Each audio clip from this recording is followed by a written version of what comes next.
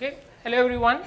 So I'm Sumit Gulwani from Microsoft, and I'm going to be talking about test cases being more interesting than code itself, compared to what the pitch in the last talk was. So, so this is the paradigm where people are going to write test cases and the code is going to be automatically generated. So the traditional customer for our community has been a software developer. But today, there is a new opportunity, or rather should I say a new responsibility that presents itself to our community, is to serve the needs of end users who are 2 orders of magnitude more than the number of software developers in this world.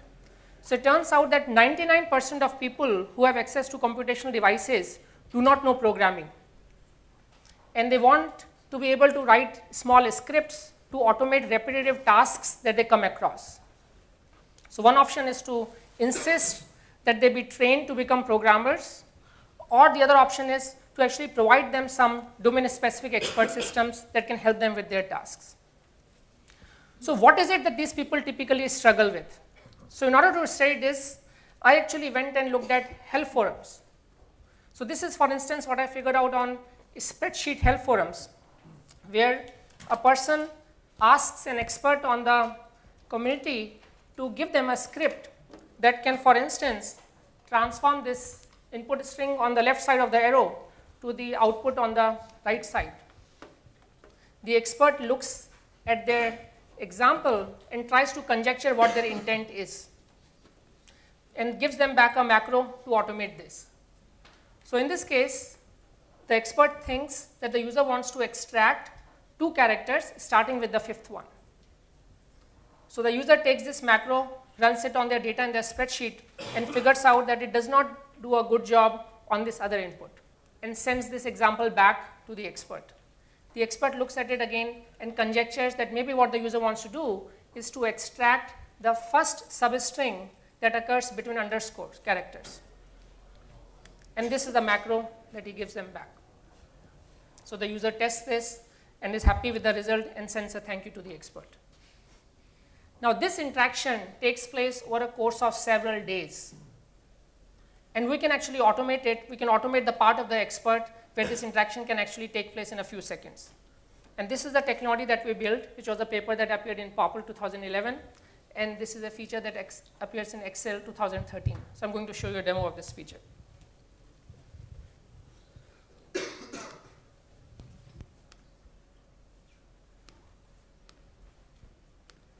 So here I have a collection of social security numbers in the first column. Suppose you want to format them by inserting hyphens, as you see in the second column. So if you do not know programming, then you will have to do this manually, which can be very time consuming and error prone. And even if you know programming, you will have to know the Excel programming model. But now Excel 2013 carries a feature called flash fill, which can be used to automate such tasks. So all that you have to do is to give an example as I have given and press Ctrl E, which will invoke this tool, which will look at this example, generalize it into a program, and run that program on the rest of the data in the spreadsheet to give you the output that you want. Now the Excel team, I think, did a good job at the user interface here. So suppose I want to extract the last name, and I give an example. And imagine you don't know that this feature exists, so you would not remember to press Ctrl E. So all that you do is to start typing the second output, and the moment you do that, the computer guesses that you have a repetitive intent in mind, and it auto-fires this feature. Now it is too good to be true to read the mind of the user from just one example. So sometimes you might need to provide more examples, as this scenario would illustrate. So here I have a bunch of medical billing codes, some of which have the right bracket at the end, like row 6 to row 10, and some of which don't. If your goal is to clean this data by inserting right brackets wherever it is missing, so let's see how the computer tries to guess your intent. So if you give one example, then the computer comes up with the simplest explanation, which is to add a right bracket everywhere.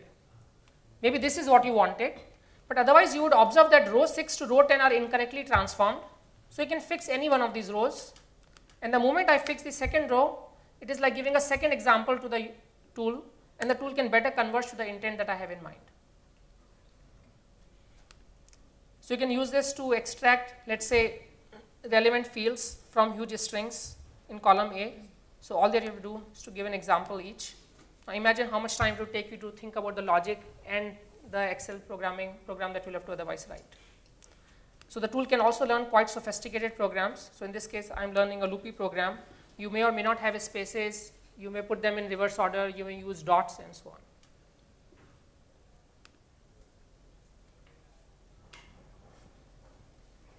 So this is something that we did a few years ago, and since then we have been studying this space of data wrangling, which is the process that is used to transform data from a semi-structured format to something more structured.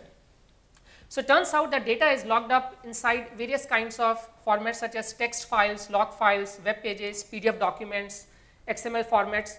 So all these documents make it easy to visualize the data, but they don't make it easy to manipulate and analyze this data. So a typical data wrangling workflow involves extracting data from its existing semi-structured format, maybe possibly transforming it, which is the kind of thing that I just showed you a demo of, then querying it and maybe reformatting it. So data scientists typically spends 80% of their time doing these kinds of data wrangling tasks. And we hope that programming by example can provide a much easier and faster route to doing these, as opposed to writing scripts. So here is what they teach in a data science class, a famous data science class which is offered as a MOOC from Brown University. Suppose you have a document like this, which is taken from Wikipedia, and the goal is to convert it into a CSV format on the right. So as part of an assignment, the instructor provides people with a script to begin with and to build on top of this script to do this transformation. Now let me show you a better way to do this.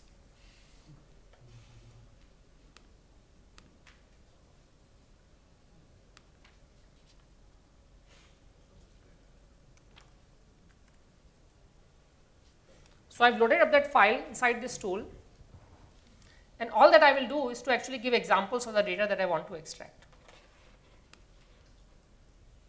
So I'll give a couple of examples of the name of the championship. And when I do that, the system now tries to learn a program which, when run on this text file, will output a list such that the first two elements inside that list will be the examples that I provided.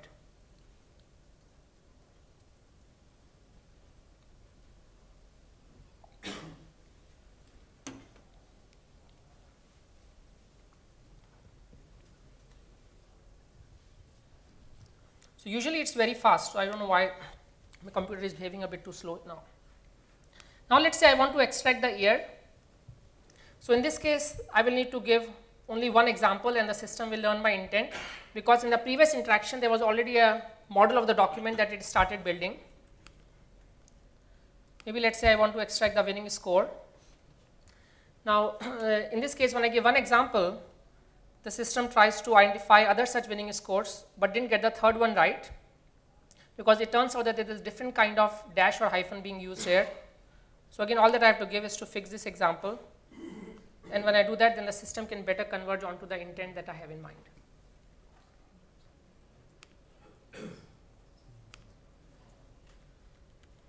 So this is a tool called Flash Extract, and it is shipping as part of PowerShell in this new version of Windows. And this technology was described in a paper that appeared in PLDI last year. So how does these techniques actually work? So at the heart of all of these tools, we have a search algorithm which tries to find a program that is consistent with the examples that the user has actually provided. Now, what is it that the user is providing me? The user is providing some form of example. So let's try to understand what is the notion of examples here.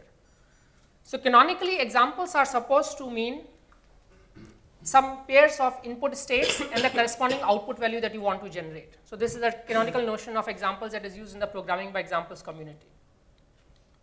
But our notion is something more general than this. So we generalize the notion of examples in two ways. So one generalization is that the user is not giving me the concrete output on a given input state. The user is specifying some property of the output. Because output properties are often easier to specify than giving the full output. So for instance, look at this address file where I have a bunch of address records.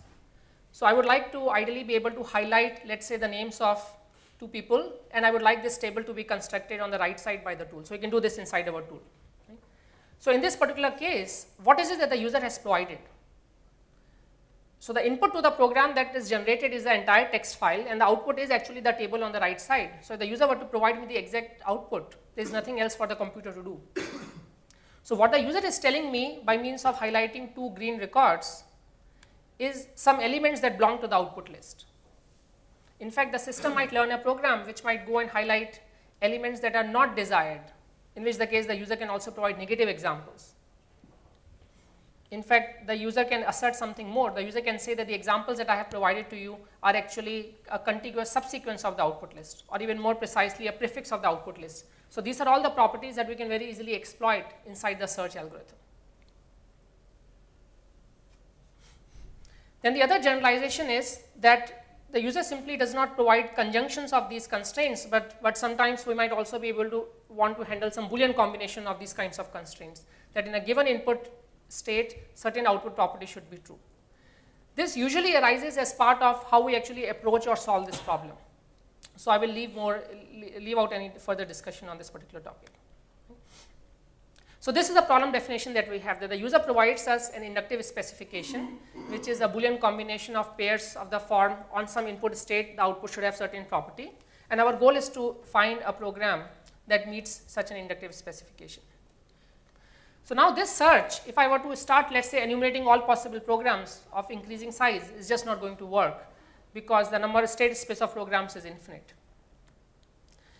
So what we do is we provide or we search for these programs over a well-crafted domain-specific language. And then the search space is relatively much smaller. So these domain-specific languages have to be defined or designed very carefully.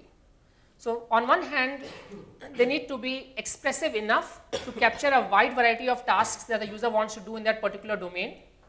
On the other hand, they need to be quite restricted so as to be able to enable efficient search. Furthermore, they should have operators which should have a small set of inverses, and I will explain this further when I talk about the search algorithm. And these patterns that the domain-specific language allows should also be quite natural, because this language is not just for the computer to program in. The users might even want to look at the programs that have been synthesized. This can help increase users' confidence. We can also have user interaction models where the user can select between different programs, or the user can even take a program that has been synthesized and edit it. And I will show you a demo of such a user interaction model later on. So let's look at the domain-specific language that we use inside the first tool that I had demoed to you, which was flash fill, or even inside flash extract. So in case of flash fill, one of the core tasks that arises is to be able to extract a substring out of a string. And in case of flash extract, you want to be able to extract a list of substrings out of this huge string, which was a text file. Now you might think that a regular expression might actually suffice. But the problem is that such a regular expression would actually be quite difficult to synthesize in the first place, and also be very difficult to explain to the user. So we have come up with some higher level computational patterns to be able to do these kinds of tasks, which are a good replacement for regular expressions. So our abstractions actually involve using much simpler regexes to do the task. So for instance, in case of flash fill, the domain-specific language that we use is that we try to compute a position inside the input string and another position inside that input string, and take the substring that is between those two positions. In fact, we can also do a relative offset. So the first position might be computed using some language which I am going to show you, and the second position can be computed as a relative offset of the first position. And you can make this domain-specific language even richer. Now the position expression, which computes an index into the string, can either be a constant offset, or it is specified by this pos construct, which takes as input 2 regular expressions and an integer k with the following meaning. So it evaluates to that position inside the string s such that the left side of that position matches with regex 1 and the right side of that position matches with regex 2, and it is the kth such match. So now let me actually show this visually to you what is happening here. So let's say I have this substring operator which takes as input 2 position expressions, and each of the position expressions, let's say, is not a constant index into the string, but is specified by these regular expressions or the pause operator that I just demonstrated. Then visually it looks like this.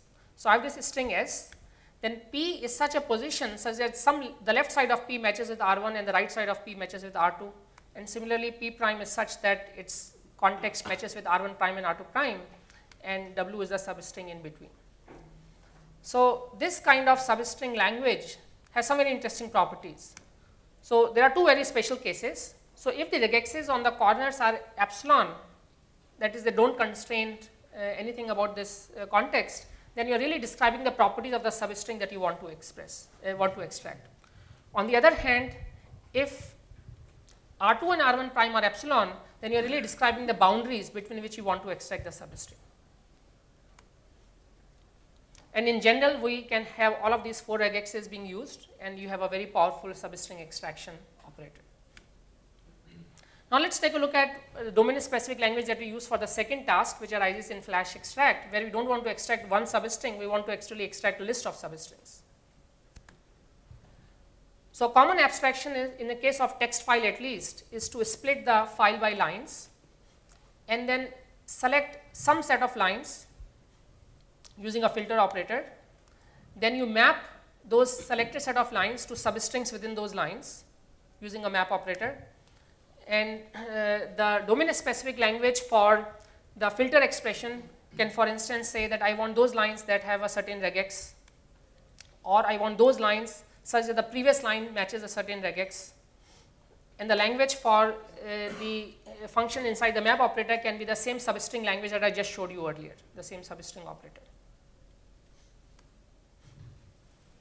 So there's an art to actually defining these domain-specific languages such that they remain expressive on one hand, and on the other hand, they also allow for efficient search. But even this restriction to domain-specific languages is usually not enough to build the efficient search experiences like the demos that I was showing you. So what we need to do is to model or exploit the properties of the operators in this domain-specific language in order to build smart search algorithms. So our search algorithm is basically built on the philosophy of divide and conquer. So the problem of synthesizing a top-level expression in a domain-specific language is reduced to the problem of synthesizing its sub-expressions. And it is a top-down strategy as opposed to a bottom-up enumerative search, which can try to construct all expressions in increasing order of their size and try to figure out which expression works. So this enumerative search is not going to work in this setting. And the idea in this divide and conquer, which constructs these sub-problems from the original problem, the way you reduce the original problem to sub-problems depends upon the inverse semantics of the operators that occur inside these expressions. And I'm going to show you 2 instances of this. So consider this task of extracting these yellow regions within this address file, and the user has given me 2 examples of these yellow records or yellow fields, and I want to figure out more such yellow fields. So in order to synthesize a program that can do this task, I reduce this specification for the top level DSL expression, which maps a string to a list of substrings, to constraints on the Boolean function and on the substring function. So as you can see, this domain-specific language for flash extract really involves splitting the file into a bunch of lines and then selecting some lines within those. So what we want this Boolean function to be able to do is to select those 2 specific lines which are bordered by these red rectangles. And then the substring operator that is used inside map should be such that it should map these red lines to the yellow regions inside them. So this is the kind of divide and conquer strategy that is at work here. Similarly, if you figure out how do we try to generate a substring program which can map the string Redmond, WA to Redmond, we split this into sub-problems, and the sub-problem here is to learn a position expression inside a string. So the first constraint for the first position expression is that in the string Redmond, WA, it should evaluate to the index 0, and the constraint for P2 is that in the string Redmond comma WA, it should evaluate to the position just after D of Redmond.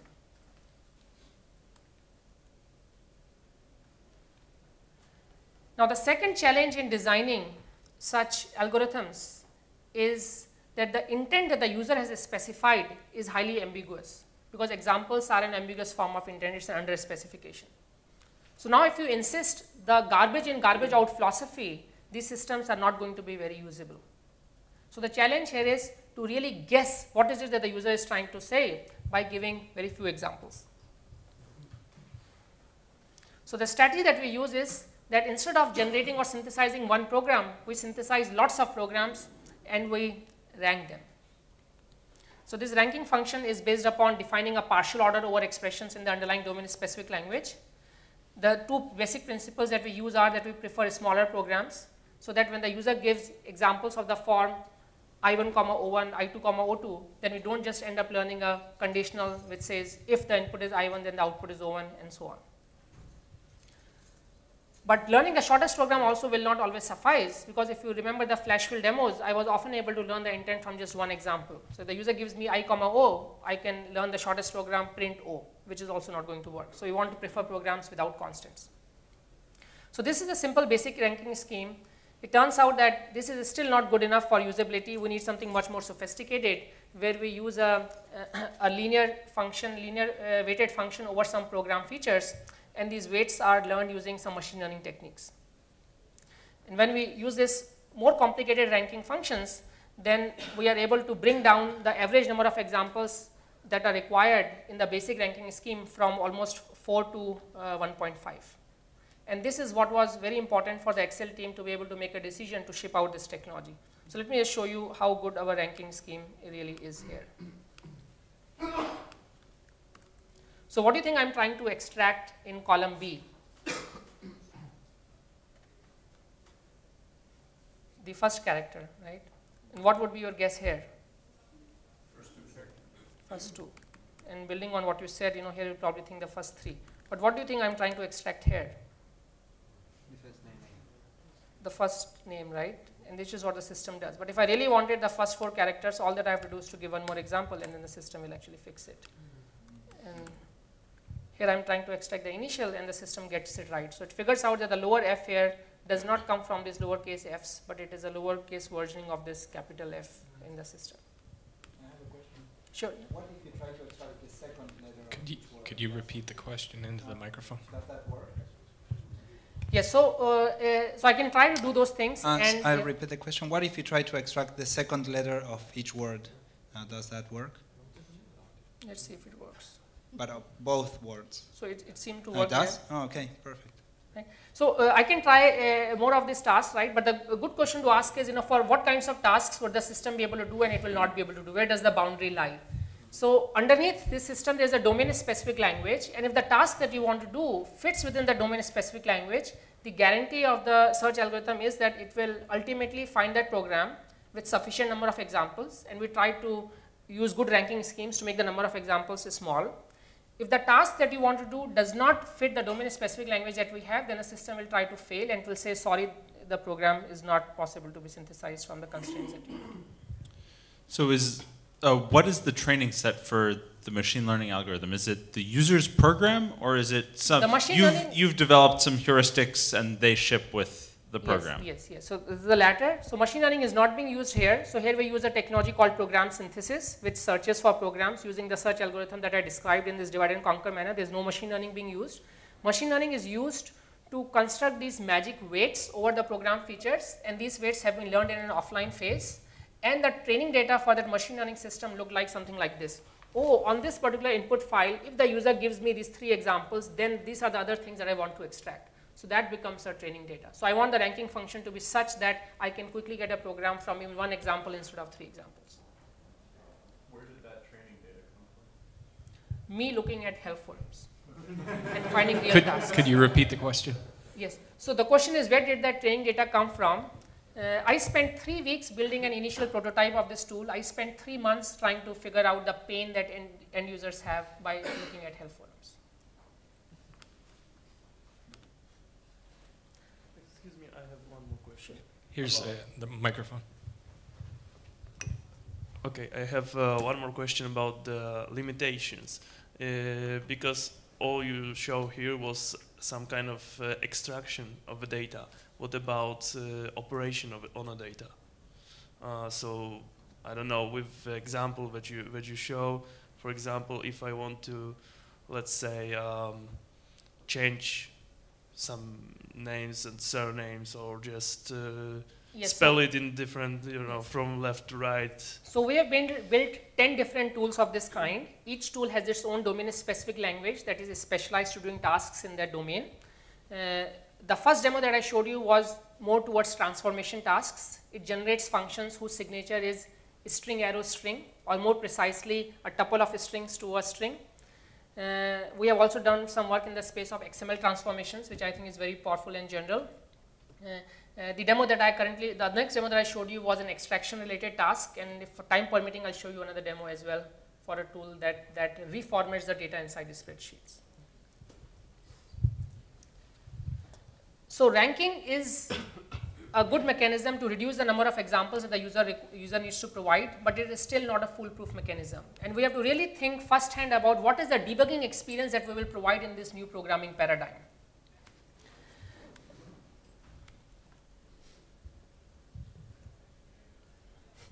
So John Walkenbach, who is one of the famous authors of this Excel textbook, actually warned about this, that you might think by looking at few cells that the system got the right transformation, but let's say if you're working over a sensitive spreadsheet and a few cells actually have the wrong entries, then it would be quite bad. We have invested into building some good user interaction models for resolving the ambiguity that the user has in their specification. So one is that, of course, we make it easy for the user to inspect the output of the tool so that they can provide more examples. But even more interestingly, we actually show programs that has been synthesized to the user. And we convert these programs into English, because these people probably do not know programming. We let people select between different programs that we have synthesized. In fact, we also have an active learning model where we ask questions to the user, did you mean this or did you mean that? So let me quickly show you a demo of these capabilities.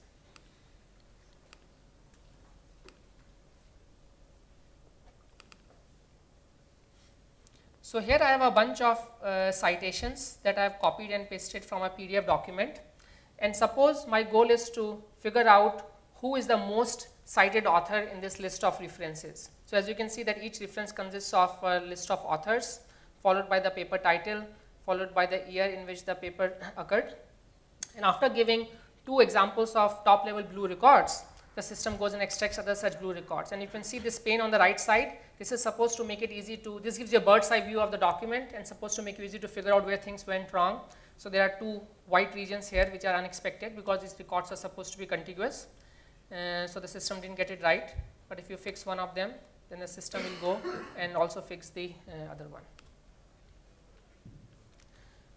So now let's say I want to extract the list of all authors, and I give one example. And the system then goes and highlights other such entries, and the system did not get it right in the second record. Now if I give one more example, then the system will get it right. But what if this error occurred somewhere in the middle of the document? So let's see what is it that the computer is thinking. So the computer says to extract the green field from the blue record, you extract the substring starting after the first white space. So when I hover over white space, it shows me where that white space is in the document, which looks right because each record has a number at the beginning and a white space after which the list of authors start. And then it says that the green record should end at the camel case in the second line, which happens to be the case. So camel case is uppercase followed by lowercase.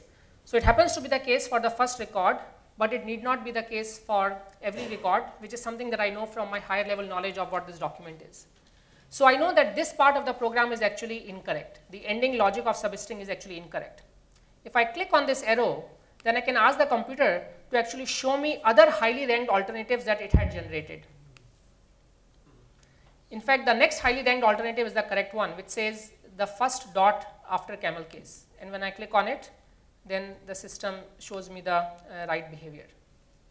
Now when I looked at this task, as a programmer, I thought this task was not possible to do, because I kind of guessed that the green region should end at a dot, But there are lots of dots inside the green region. There are lots of dots outside the green region inside this blue record.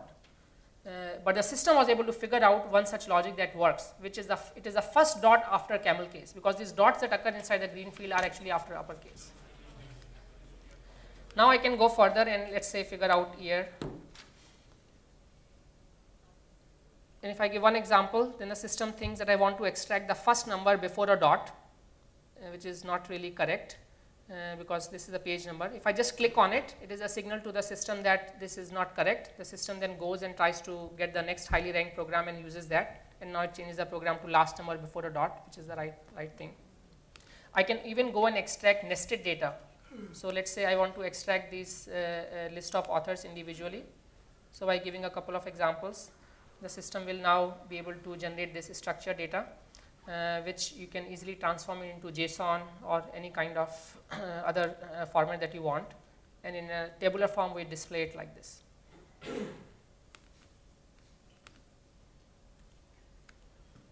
So we have developed lots of, So we have developed lots of tools along this model. I showed you 2 demos.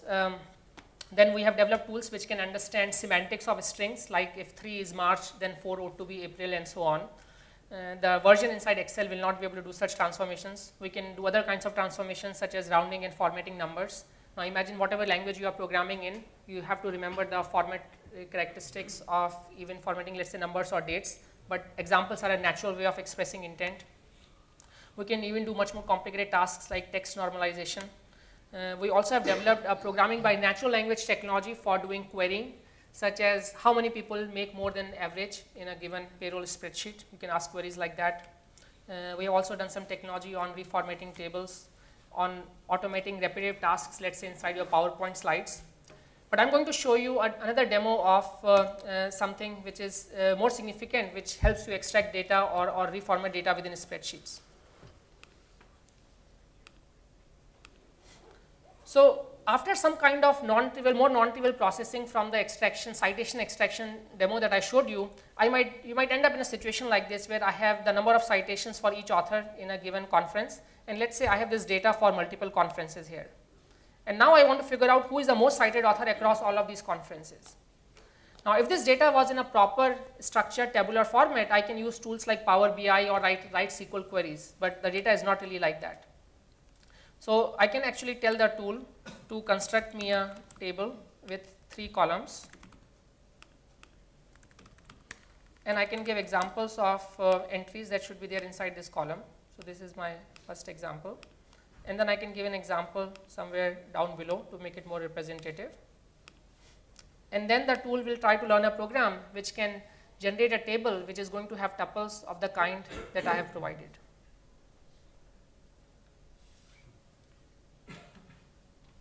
And now I can do queries over this structured table. So this is the tool called FlashSlate. It appeared in PLDI this year. This one does not ship yet, and we need to figure out the right way to actually put this out. So a note of thanks to my collaborators. So Alex Polozov is the one who has built this framework over which we have constructed these different synthesizers. So this is the divide and conquer search algorithm that I showed you. Then Dilip and Rishabh have worked on FlashFill. Wu worked on FlashExtract. The rest of the authors here worked on FlashSlate, and Mikael and Gustavo really built this nice UI that I actually showed you. I didn't have time to talk about natural language processing though, which is something that Mark led. You might imagine applying this technology to other domains. I think in a couple of decades when household robots become more common, this will be a fantastic technology to program robots. You can imagine integrating this inside existing programming environments because this can be useful even for developers. And ideally, the intent should be expressed using combination of examples and natural language, because sometimes tasks are easier specified using natural language, such as reduction tasks like average, filtering, and so on. So I'll conclude here, and I will actually just have the sales page that we are hiring. And we have time for questions. This is amazing stuff. One more time. Sorry. This is amazing stuff. What is the patent status of this work?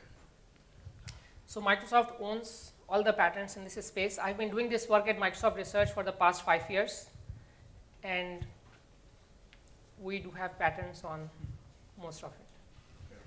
Microsoft owns it. No more questions. Here you go. Are you going to give this as some kind of library to be used, for example, in .NET or something like this, or would it be only for? Yes, so the flash extract and slightly reduced form of flash fill also ships as part of PowerShell, and different MVPs have created their own UI experiences on top of it. We hope to be able to release more such APIs that can be pluggable inside different user experiences that people have. The other question to ask here is that what is the kind of programs that we generate? So we generate these programs in our cute little functional languages, but these programs are easily translatable into any other language that you want, and that's a much easier task. It's a simply syntax-directed translation. But if you care about producing the smallest program, the cute little program inside Python, then it is going to be a more sophisticated problem, and we'll have to do a proper search over those programs. We have a few more minutes. What about performances and much big data when you show? Yes, so the tool works much faster than what I was able to demo here. Unfortunately, there's something wrong on my machine. If you want to, so there's a team that is also shipping out this technology that cares about analyzing log files, parsing and analyzing log files, which is important for ensuring agile software development. And there, the scripts that we generate need to be run on gigabytes of data. The programs that we generate are typically, they run in time linear in the size of the data. We even generate streaming programs. The real cost is in synthesizing those programs, which fortunately only depends on the amount of data over which you give examples, which fits in a screen. That is quite real time, as the demo showed. Here you go. You've mentioned analyzing logs, and that's why I have another question. Because the other thing that I would, what comes to my mind when I am analyzing log and some machine learning at the same time, would be Apache Spark with Spark streaming and machine learning based on Spark. How did you test it? How is going the performance? What's the difference in performance in these two approaches, yours approach and Apache Spark? So I do not really know what they do, but there's a difference between using machine learning to draw insights and analytics on your data. And what these tools do is to help massage the data into a form in which machine learning can be applied in a more easy manner. So in a typical life of a data scientist, they are spending 80% of their time in just massaging this data from one format to another format and bringing it into a form that can be easily consumed by machine learning algorithms. Okay, but what's with a situation in which you get new data all the time, and at some point the program might, for example, think, okay, no, I was doing it wrong. Maybe yes, I should do it different way. So let me answer that question by asking you a question. Right? How would you write a program in such a setting? Well, I'm not sure. I think it's... How do you know your program is correct? You write test cases. And here you only write test cases. However, you can do better. Once we extract data or do any kinds of transformations, we can actually analyze the data that has been extracted. So the functions that we synthesize are partial functions to start with. So for instance, the function might be extract the third word inside the string, and then I get a string which has no third word. So I can raise an exception at that point of time. Or I can, let's say, but all strings have third word, but let's say I get a different kind of a string which seems to extract alphabetic characters as opposed to years. And if I have some semantic knowledge of data types, I can again raise a warning. And these are the things that we are planning to invest into now. But debugging is a very important thing for this programming model to take over, and we have to think about first-class treatment for debugging. I don't think so I have the perfect answer to that question, but we are starting to invest more and more into this.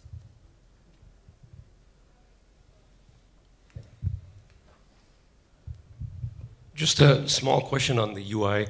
Is there a way for the user to prevent the adjustment on the second example? For example, let's say everything is correct, but just one thing is off, and you don't want the system to learn from your second adjustment. Is that possible today in the UI? So the user can correct the examples. They right. can, if they override any one of the highlighted examples, it will undo the assumption of the original highlighting. Right, but what I'm saying is, let's say you make one example, and the system has learned and then filled the rest in the flash fill example. Yes. Let's say every row it guessed correctly except for one. You can then go and manually fix it. But if you manually fix, is there a chance the system will learn from your second fix and make adjustments that... In case of flash fill, the way this technology has been exposed is that once you do the learning thing, there is no memory of what happened before. It is as if you just type the data yourself. But you can imagine other user interaction models which is watching for any data to change and then refire. That would be a different kind of user interaction model. Okay. Thank you.